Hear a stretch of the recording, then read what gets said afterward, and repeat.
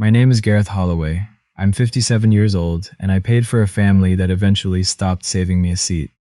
I was sitting in my truck in the driveway on Thanksgiving Monday when I opened Facebook and saw the photo. My daughter, my son-in-law, both grandchildren, his parents, his sister, his aunt from Kamloops. 11 of them around a long table in a dining room I'd never been inside. Golden light, a carved turkey front and center, those fancy cloth napkins folded into fan shapes. My son-in-law's father was standing at the head of the table with the carving knife, and beneath the photo my daughter had written, "Grateful for the people who show up." I read it twice. I hadn't been called. I hadn't been texted.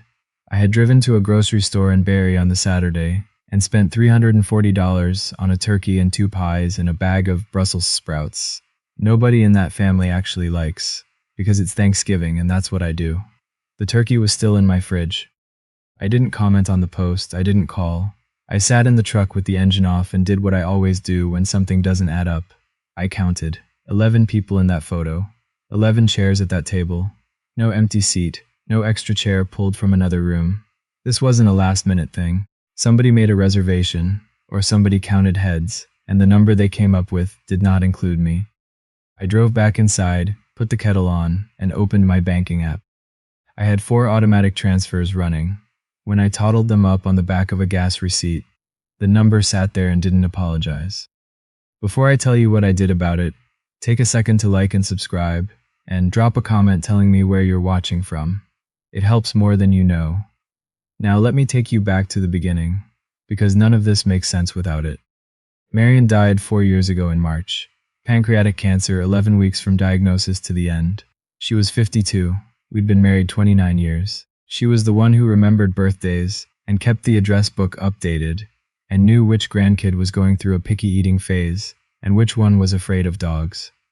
When she died, I kept her address book on the kitchen counter for a year because I didn't know what else to do with it. I still have it. My daughter was 24 when she married. I walked her up the aisle at a United Church in Collingwood on a Saturday in June, and I thought her husband seemed like a serious young man. He had a landscaping business he'd started himself, a handshake like he meant it, and a tendency to talk about 5-year plans at the dinner table. I respected that. They bought a house in Barrie the year after Eli was born, a nice semi-detached on a court near the school. My daughter called me the week before they closed and said the numbers were tighter than they'd expected. Interest rates had gone up. They'd underestimated the land transfer tax. And could I help bridge the gap for a little while, just until the business picked up? How much is a little while? I asked. Maybe a year, she said. She was crying, the quiet kind she's had since she was small. We just don't want to lose it, Dad. I set up a transfer the next morning. $1,400 a month, automatic, first of the month memo line, house help. That was 4 years ago. The transfer was still running, the night I sat in my kitchen with a turkey in the fridge and my phone on the table. After Piper was born, I opened an RESP, a registered education savings plan, the kind where the government matches a portion of what you put in. I set myself as the subscriber and both grandkids as beneficiaries, $600 a month. I never mentioned it to anyone, the same way I never mentioned the house money. Marion used to tell me I was too quiet about the things I did. I told her I didn't need a receipt for generosity. She said that wasn't the point. She was right. It took me a long time to understand that she was right. The third transfer was my son-in-law's commercial truck. His credit rating had taken a hit after a business dispute a few years back, and he couldn't get financing without a cosigner at a rate that made sense. I cosigned. My name was on the loan. $480 a month. The truck had 18 payments left. The fourth was a line of credit I'd helped them access when the business had a slow winter. They'd been making the minimum payment. I'd been covering the rest. $290 a month. Total, $2,770 every month. Some of those had been running since Eli was in diapers. I had not mentioned any of it. Not when my son-in-law made a joke at dinner about how tradespeople like me always had cash under the mattress. Not when my daughter told her friend, right in front of me, that they'd figured it out on their own. Not once. Barry Holt does my books. He's 62, spent 20 years as a branch manager at a credit union before he retired into accounting, and he charges me in fishing weekends at his place in Muskoka. I called him on the Wednesday after Thanksgiving. and drove out to his home office on the Thursday. He had a printed ledger across his kitchen table and his reading glasses pushed up on his head, and he looked at me the way he looks at people when he already knows the answer to the question he's about to ask. You know what you've transferred out of your personal account in the last 4 years? I know what goes out every month. That's not the same thing, Gareth. He turned the page around and pointed at a circled number. $162,000, give or take, over 4 years, plus the rest contributions, plus Marion's life insurance payout I'd put toward the down payment on their house before the monthly transfers even started. He took his glasses off. Your retirement projection is 14% lower than it should be. You know that? I did know that. I'd looked at the numbers twice in the past year, and told myself I'd course correct eventually. What are you going to do? He asked. I told him I didn't know yet. He let me have that. Barry is very good at not filling silence. It's why he catches more fish than I do. But I did know. I'd known since I sat in the truck on Thanksgiving Monday, with the turkey still in my fridge. The Monday after the holiday, I drove to my daughter's house. I had texted I was coming. She sent back a thumbs up, which is what she sends now when she's received a message, but doesn't want to have a conversation about it. Her minivan was in the driveway. She answered the door in her jacket, keys in her hand, said she was on her way to pick up Eli from hockey practice, and she was sorry, but she'd forgotten I was coming. Could we do it Sunday? I said sure. She left. I stood on the step for a moment, and then she called back from the car that I could let myself in if I wanted to visit the kids. Piper was inside with a babysitter. Eli wasn't home yet. I walked through the front hall slowly. I'd been in that house maybe 4 times in the past year, and I was looking at the photos on the wall. My daughter had decorated it herself, a gallery wall, the kind you see on Pinterest, with matching frames in different sizes. I'd helped her hang half of them 2 winters ago, with a stud finder I still have in my truck. Marion was in one of the photos, our wedding picture, or a cropped version of it, just my daughter's face against my shoulder at the reception. I was glad that one was still there. The photo of me holding Eli at the hospital the day he was born, the one where I'm in the blue visitor's chair with my reading glasses on my head, because I'd been doing paperwork in the waiting room, was gone. In its place was a photo I didn't recognize. My son-in-law's father on a dock somewhere with a fish, Eli standing next to him grinning with no front teeth, and another, Piper, at what looked like a birthday party, sitting on his mother's lap. I counted the frames out of habit, 16 total. I was in none of them. Piper came running out of the kitchen and stopped when she saw me. Then she smiled, that big whole-face smile she has. Grandpa Gareth. And that was when Eli came through the back door still in his hockey gear, clomping across the floor in his skates. He saw me and said, "Oh hey, Gareth." Not Grandpa. Not Grandpa Gareth. Just Gareth. The way you'd greet someone's father you'd met a handful of times. "You don't call me Grandpa anymore," I said. He shrugged and started unclipping his helmet. "Mom says Grandpa's what you call Grandpa Doug." Grandpa Doug, my son-in-law's father. When did she say that? I don't know. Before school started. Piper was still watching us. She's 5. She doesn't miss much. I crouched down to her level, which my knees have opinions about. "You can call me whatever feels right," I told her, "but I want you to know who I am." "You're Grandpa," she said, like it was obvious. I put my hand briefly on Eli's shoulder when I stood. "Thanks for being straight with me," I told him. "Sure," he said, and went to find his equipment bag. I got back in the truck and sat in the driveway for a while. I checked the time, adjusted my mirrors. Then I drove 20 minutes out, past the edge of town to my sister Maxine's place. Maxine is 61 and lives in a farmhouse she bought with her ex-husband and kept in the divorce, which tells you a lot about her. She poured tea neither of us drank, and I told her about the Thanksgiving photo, about the gallery wall, about Eli, all of it the same way I'd describe a structural issue to a client. "Here's what I found, here's what it means." She didn't say, "Oh, poor you," she never does. "You weren't forgotten, Gareth," she said. "You were moved out of the way on purpose." I started to say that was a strong read on it. She got up from the table and came back with something from her pile of mail. A flyer, glossy, folded once. She set it in front of me. My son-in-law's face on the front. Best of Barry, Business Excellence Awards. Finalist, Outdoor Living category. And there, below the text, a photo of the whole family in someone's backyard. My daughter, both grandchildren, his parents, his sister.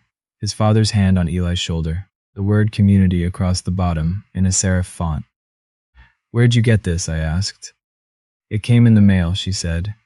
"It's been on the counter at the hardware store for a month." I looked at Piper's dress in the photo. I recognized it, the green one with the white collar. She'd worn it to Eli's school concert in the spring. "This was taken in April," I said. "March, maybe. 6 months before Thanksgiving. The decision wasn't made at a holiday table. It was already finished."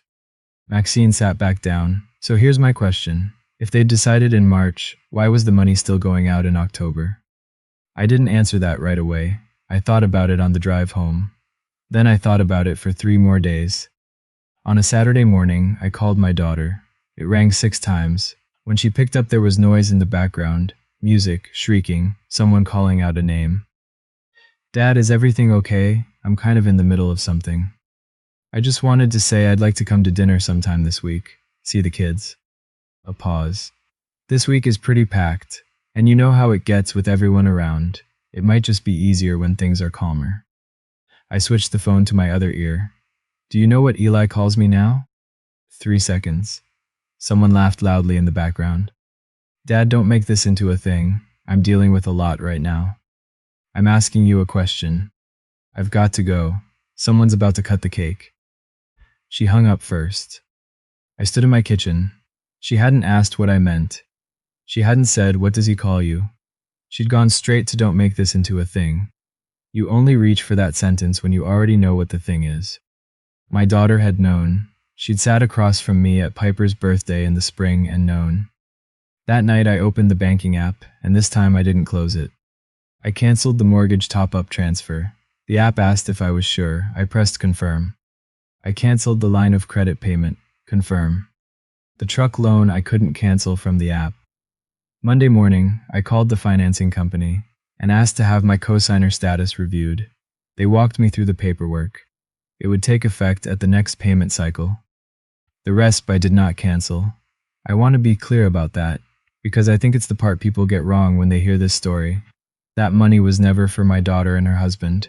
It was for Eli and Piper. So on the Tuesday, I drove an hour to a branch in Alliston, outside Barrie, a town where no one knew my face, and I transferred the full balance into a new RESP account with me as the sole subscriber. Same kids, same beneficiaries, same monthly contribution, different lock on the door.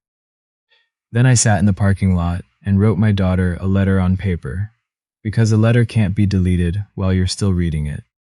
4 sentences. I'd been working on them for 2 days. I told her the mortgage help, the line of credit, and the truck cosign had ended. I told her the RESP was safe and that I was still contributing every month and that she could see the account anytime she asked. And I told her, "I'm still your children's grandfather. I'm just not your safety net anymore." The letter arrived on a Thursday. My phone was quiet for 21 days. People ask what that silence was like. Honestly, it was the most myself I'd felt since Marion died. I took on a job I'd been putting off for months, a full inspection contract on a commercial property in Innisfil, 2 weeks of early mornings and proper physical work. I restained the back deck. I drove up to Muskoka for a weekend and fished with Barry and didn't catch much, and it didn't matter. Every night around 9 I checked my phone. Nothing. On day 19, my daughter posted a reel on Instagram. She was standing in an empty commercial space. Big windows, white walls, concrete floors, triple the square footage of her current spare bedroom where she ran her bookkeeping practice. Her voice in the video was bright. "Big changes coming. More to share soon." I recognized the building. Corner of Dunlop and Bayfield, the old insurance brokerage. She'd signed a lease. In the same month, the mortgage top-up had stopped. Either she hadn't believed the letter, or she hadn't opened it, or she'd opened it and decided it didn't apply to her. 11 days out from the first of the month. I went to work like it was an ordinary Thursday. At 11:47, my phone buzzed. "Dad, I think there's been some kind of error with the bank. The transfer didn't come through." I read it twice, put the phone in my pocket, finished the section I was on. At 6:15 that evening, I called her back. She answered before the second ring. "Dad, thank goodness. So there's something wrong with the transfer." "There's no error," I said. I stopped it. I'm allowed to stop it. The sound she made, I've only heard it twice in my life. The second time was that evening. Dad, we have a lease. We have commitments. I sent you a letter 3.5 weeks ago. Then my son-in-law's voice came right up close to the phone, like he'd been in the room the whole time. Completely calm. That careful, measuring calm he uses when he's working out a negotiation. Gareth, hey, let's everybody take a breath here. Evening. I hear you, I really do, and I want you to know we want to work through this with you. A pause, and then in the exact tone a man uses when he thinks he's closing a deal. So, how long are you planning to keep this going? Not, what did we do wrong? Not, what can we change? How long are you planning to keep this going? He thought I was a difficult quarter that needed managing. He thought this was a position I was holding.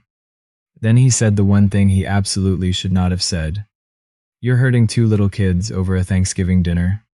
I let that sit on the line for a full 4 seconds. Get a pen, I said. I don't need to, I heard a drawer open. The kids' education money hasn't stopped. It never stopped. It's in Riesp at a branch in Alliston. Both of them are listed as beneficiaries. I'm still putting $600 a month into it. Silence.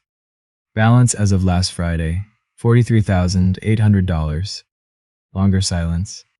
I could hear my daughter saying something in the background, not to me. When my son-in-law came back, his voice had changed shape. You can't just move an Riesp without. It's my name on the subscriber account. It's always been my money. You've never put $1 into it. That's not the. In 2022, you two pulled $11,000 out of a joint savings account to put toward a renovation. The next year, $6,000 went toward a truck that I am still technically co-signing on. I haven't said one word about either of those. That's a really unfair way to characterize our finances. I'm not characterizing anything. I'm explaining why the account moved. My daughter got the phone back. She was crying now. The real kind, not the kind that arrives on schedule. Dad, please don't do this to the kids. I'm not doing anything to the kids. I stopped the adults from spending the kids' money. She hung up. I stood in my kitchen with my hands shaking slightly, and I want to be honest about that. Doing the right thing did not feel good. It just felt finished. Let me stop the story here for a second. That night, sitting in my truck in my own driveway, I asked myself honestly whether I'd gone too far. I'm asking you the same thing. If you were me, would you have turned those transfers back on? Type yes or no, one word. I read every comment, every single one. And if you want to know what happened 3 weeks later at the gala, hit that like button so I know you want the hard part. Alright, back to it. The Business Excellence Awards Gala was held at the Convention Center on Bayfield. A seated dinner for about 60 people. Business community crowd, local politicians, a few people who write checks to campaigns. My son-in-law was a finalist in the outdoor and landscaping category. His mother, Loretta, called me on the Tuesday before. First time in 2 years. She's good with people in the way that some people are very, very good. There's warmth in everything she says, and you only notice afterward that you've agreed to things you didn't intend to. She talked about how families go through rough patches and how the important thing is that the children see the adults behave well. She said the word grace twice. And then, of course you should be there, Gareth. Your family. Clifford and I would love to see you. Clifford, my son-in-law's father, the man with the carving knife at the Thanksgiving table. I hope you'll come ready to move past all of this, she added, just before the end of the call. Move past it. I'd be happy to come, I said. Wonderful, she said, and I could hear the relief in it, and I understood what the invitation actually was. She hadn't called to make peace. She'd called because in 3 weeks there would be 60 people in a room, and a man who won't answer his phone will answer a question in front of 60 people. She was managing the table again.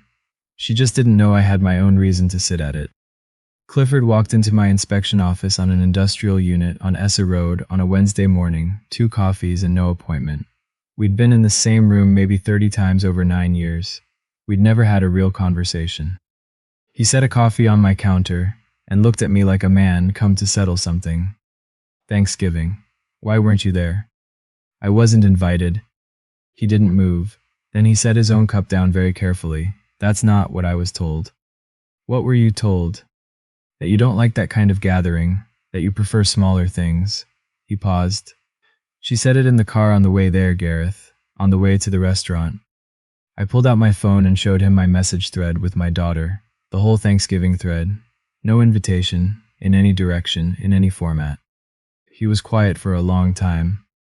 I've got 2 grandkids, he said finally. Not one of them is mine by blood. He stood up. At the door he turned around. Come to the gala. I'll handle where you're sitting. And then he left, and I understood something about that man I hadn't understood in 9 years of being in the same rooms. I won't say I watched things fall apart. I heard about them in pieces the way you hear about anything in a town of 20,000. From Maxine, from Barry, in the slow accumulation of detail that replaces the parts you aren't supposed to know. She'd signed a 2-year lease on the Dunlop Street space.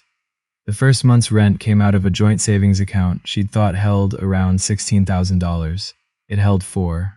Where the rest had gone came out in pieces over the following weeks, and some of it came out in the driveway one night, loud enough that the neighbor across the street checked the mailbox twice. The office didn't open. She gave notice on the lease in November and paid $2,500 to get out of it. She kept working from the spare bedroom. I'll be honest with you about this part. There was a piece of me that felt relief when I heard it. Not because she was hurting, never that, but because she was finally standing in the same room I'd been standing in quietly for 4 years, looking at a number that didn't match what she'd been told. I recognized the room. I'd been living in it alone. The night before the gala, I ironed a shirt. A navy one Marian had bought me at an outlet mall in Cookstown for her nephew's wedding rehearsal dinner, which I'd worn maybe 5 times. She'd made me try it on in the store and said the collar sat right. She was almost always right about things like that. Maxine came over while I was ironing and stood in the kitchen doorway with her arms crossed. Don't go. I'm going. Gareth, 60 people, and Loretta will have that whole room warmed up before you walk through the door. Probably. I hung the shirt on the door frame. That's the only place where they can't end the call. She thought about that for a while. Then she said she'd be there, and if I needed a signal to leave, look at her and she'd start yawning. At 9:15, Loretta texted, "So looking forward to seeing you tomorrow. I hope we can all put our best foot forward for the children's sake." I read it 4 times. Then I typed, "I'll see you at 7. I turned the phone face down and read through my notes one more time. 4 sentences. I'd worked on them for 8 days. I said them out loud to the kitchen sink. The convention center smelled like carpet cleaner, and the specific kind of air conditioning that only banquet halls have. 60-some people, round tables, a small stage, name cards in acrylic holders.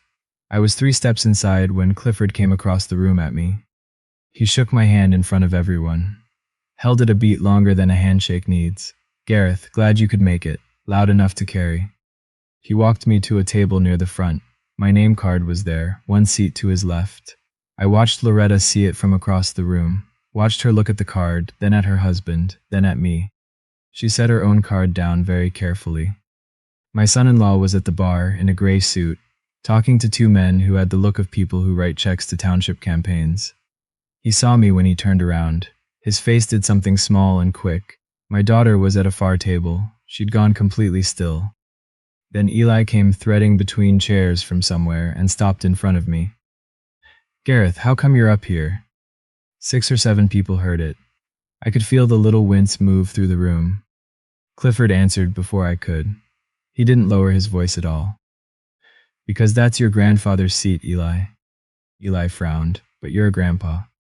"I'm your grandpa on your dad's side." Clifford put his hand flat on the back of my chair.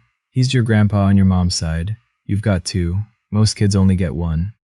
Eli took about a second and a half with that. "Okay," he said, and went to find bread. The awards came after dinner. My son-in-law's category was 3rd. He didn't win, but he was recognized, stood and said a few gracious words, and was good at it. I'll give him that. Then, a few minutes later, he stood again with a glass of wine and a smile that came from somewhere other than genuine. I want to say something. He didn't go to the podium, he just stood at the table. My mother-in-law used to say that family is whoever's at your table. She was a remarkable woman. A pause. And I think about that when I think about people who've really shown up, not with conditions, not with strings, but with genuine presence. Real commitment to something bigger than themselves. He was looking at the middle of the room.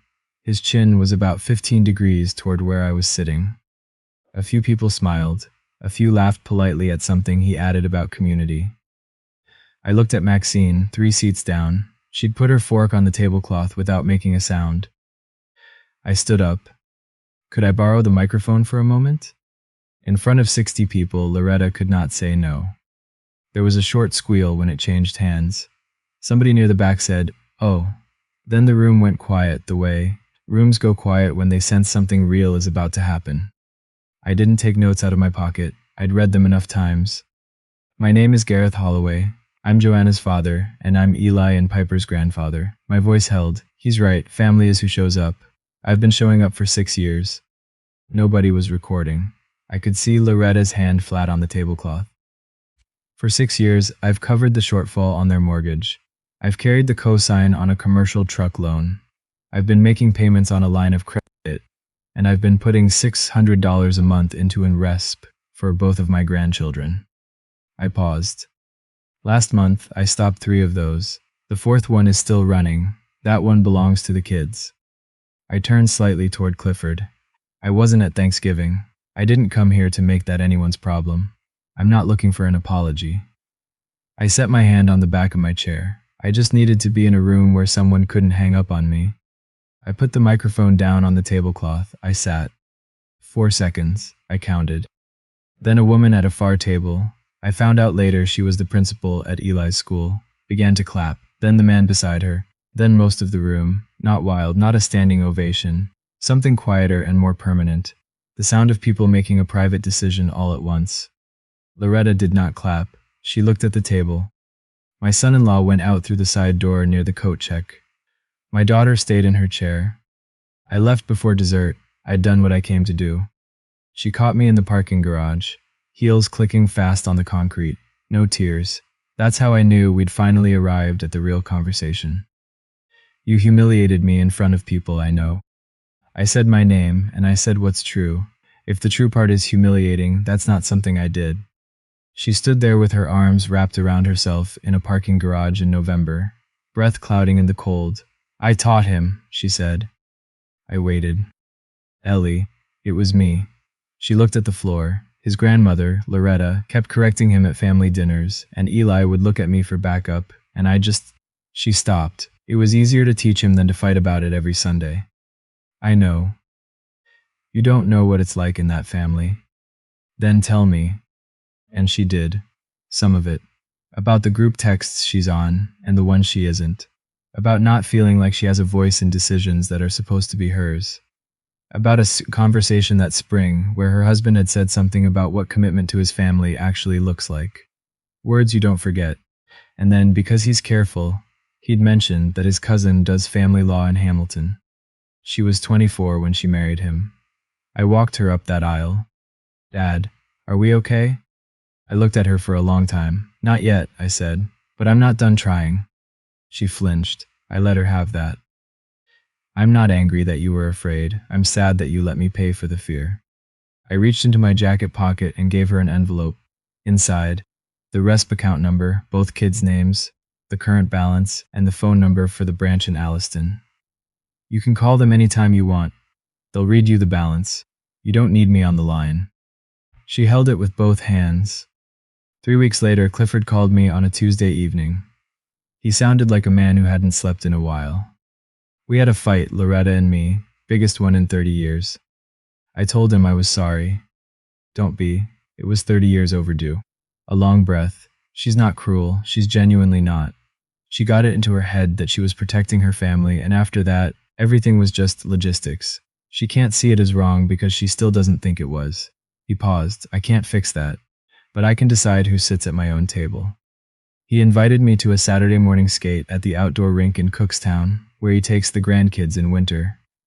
He said there'd be bad coffee from a thermos, and my skates were probably still good.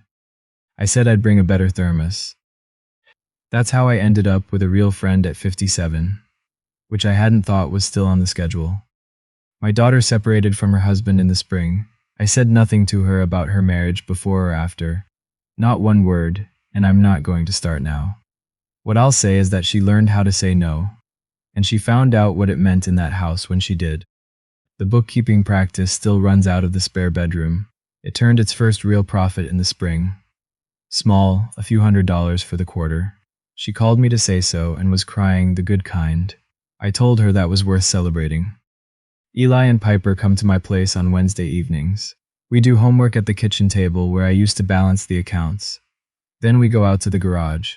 Last month I taught Eli how to read a breaker panel, which circuits run where, what the numbers mean, why you always label before you touch. He found an unlabeled double pole breaker and asked the right question about it without me prompting him.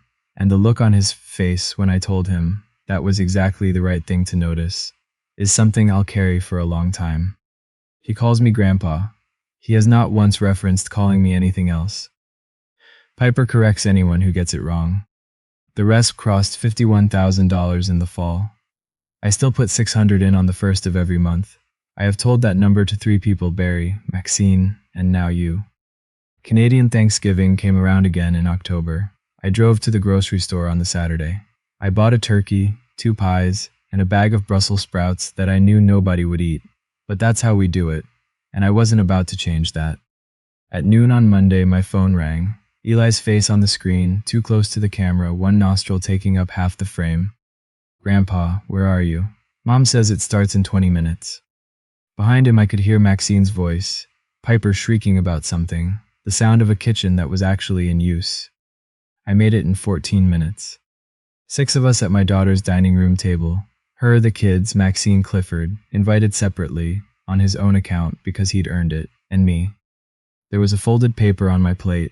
Construction paper, cut crooked with safety scissors, colored in with those thick, washable crayons. Piper had drawn something on the front that might have been a turkey or might have been a tree. You couldn't really tell, and it didn't matter. Inside it said, "Happy Thanksgiving, Grandpa.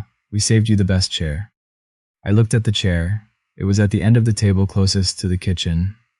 The seat where it's easiest to get up and refill glasses without making anyone move their own chair. Marion used to sit there. I sat beside her for 29 years and watched her do it. I sat down. At one point, my daughter reached for her phone to take a picture of the table, and then she set it down face first on the sideboard and said, "No, let's just eat." And we did. Here's the thing I keep coming back to when I think about the difference between that table and the one in the Thanksgiving photo. It isn't the number of people. It isn't the size of the restaurant. It isn't how many chairs there were. It's that when somebody counted this time, they counted all the way to me. They wrote my name down before I walked in the door. That's all it ever was. Not the center seat, not recognition in front of a crowd, just a name on a piece of construction paper put there on purpose by someone who wanted you to find it when you sat down. If nobody's doing that for you anymore, you're allowed to stop holding the table up. Before you go, I've got one honest question for you. If you were me, would you have moved the recipe? Or would you have left it where it was and trusted them not to touch it? Type A if you'd have moved it. Type B if you'd have left it. I read every single comment, including the ones that tell me I got it wrong. And if you want to hear what Clifford said to Loretta the night after that gala, the 30-year conversation they'd never had, hit the like button so I know you want the rest of the story. Thanks for sitting at this table with me all the way to the end.